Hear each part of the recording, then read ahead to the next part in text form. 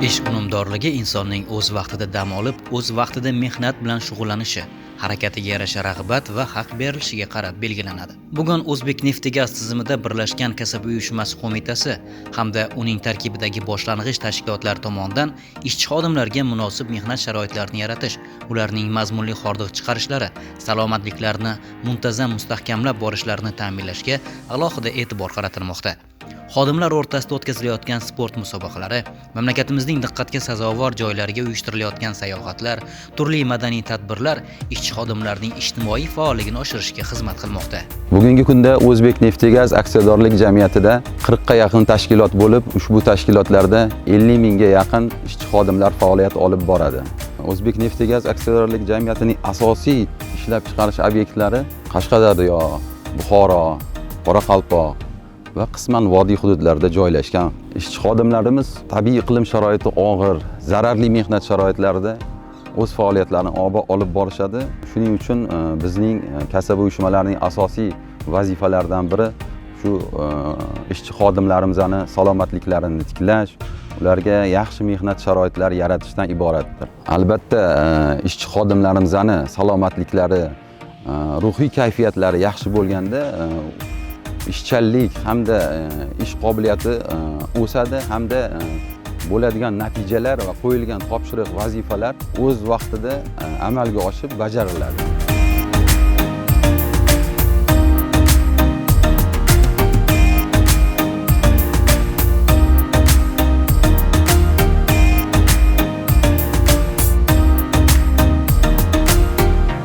Ishchi xodimlarning muntazam dam olib hordiq chiqarishlari va salomatliklarini mustahkamlashlari uchun O'zbek Neftigaz aksiyadorlik jamiyati tarkibida zamonaviy sihatgohlar hamda dam olish maskanlari barpo etilmoqda.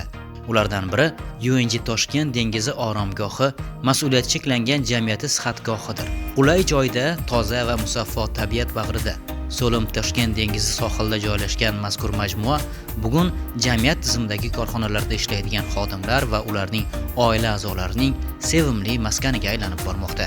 Ushbu sog'lomlashtirish markazi 4 gektar maydonda joylashgan bo'lib, qisqa vaqt ichida ta'mirlanib, shu yil iyun oyida ish boshladi. Hozirda bu markazda terapiya, kardiologiya, nevrologiya yo'nalishlari bo'yicha xodimlar salomatliklarini tiklashadi. Bu yo'nalishdan tashqari fizioterapevtik muolajalar bor, qon tahlillari bo'yicha laboratoriyalari bor, UZI, EKG. Bundan tashqari sport sog'lomlashtirish yo'nalishi bo'yicha ham alohida sport maydonchalari, sport zallari bor.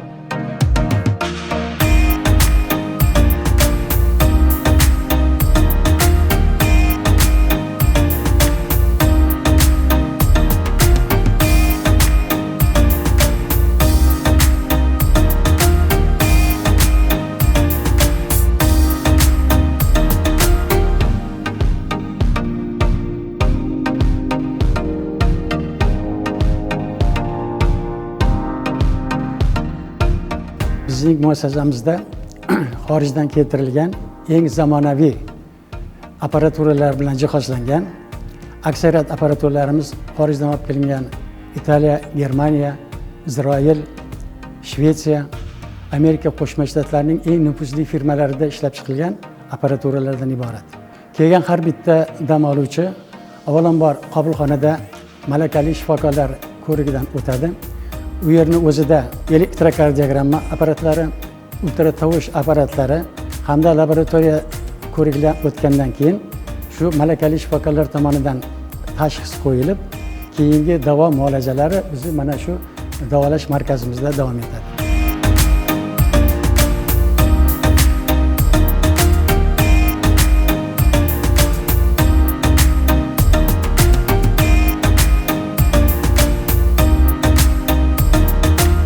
Bu apparatimiz Haytop apparati Germaniyadan keltirilgan eng so'nggi texnologiya asosida ishlab chiqarilgan 36 xil kasallikka davo bo'ladi. Bunda asosan urologiya, ginekologiya, ventritomeditsina, qandli diabetlar, immunitetni oshirishga juda ham foydali asabni tinchlantiruvchi apparatimiz.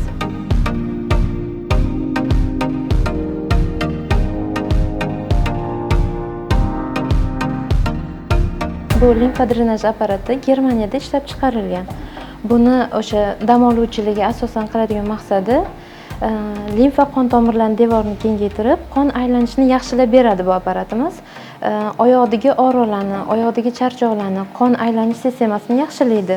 Undan tashqari varikoz tomirlariga, 12 barmoqdagi ich qotishi, dam bo'lishi, hazm qilish sistemasigacha ta'sir ko'rsata oladi bu apparatimiz.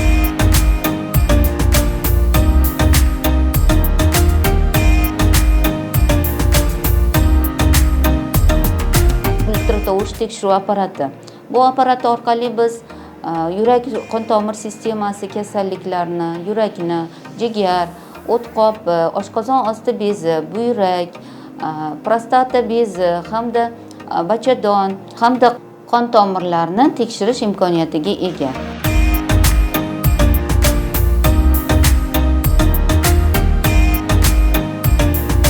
Gemoanalizator hisoblanadi. Bu klinik analizlarni 19 xildan ortiq analizlarni hisoblab chiqarib beradi. Qon tahlilining eritrotsitlari, gemoglobin miqdorlari, asosan qariyalarimizga kerak bo'lgan qon emish vaqti, trombositlar va hokazo analizlar qilinadi.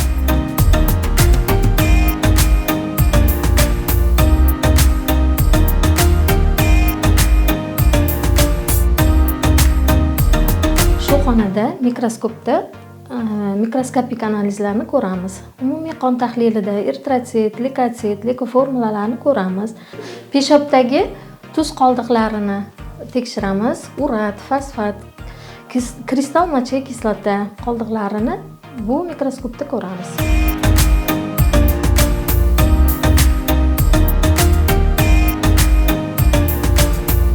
O'zbek neft-gaz aksiyadorlik jamiyatining Sho'rtan boshqarmasida 33 yil ishladim. Mana bugun bu yerga dam olishga kelgandik. Bu yerda sharoitlari juda bir chiroyli. Odamlari mehribon, doktorlari ham hammasi muomalasi bor. Stalovoylarda mana masalan 4 mahal ovqat.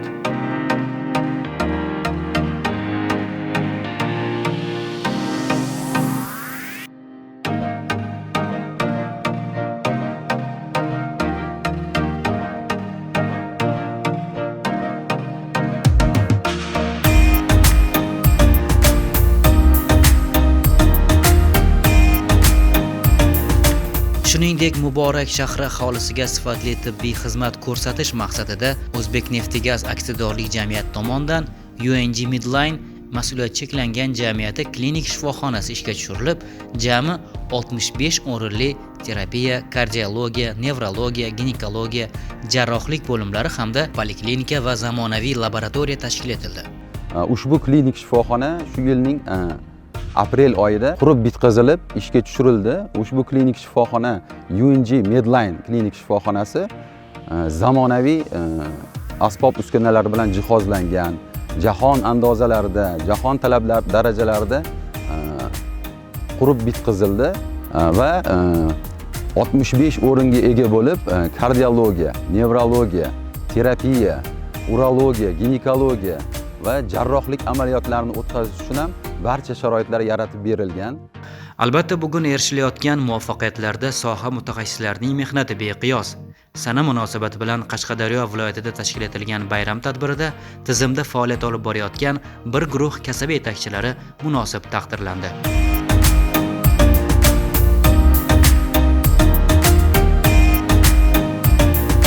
Kasaba uyushmalar faoliyatining rivojida hamda mana shu tashkilotimizda ishlayotgan barcha xodimlarga ko'rsatilayotgan ijtimoiy, iqtisodiy ko'maklarda albatta tashkilotimiz rahbari Mehriddin Razoqovich Abdullayevning hissalari juda katta deb bilaman.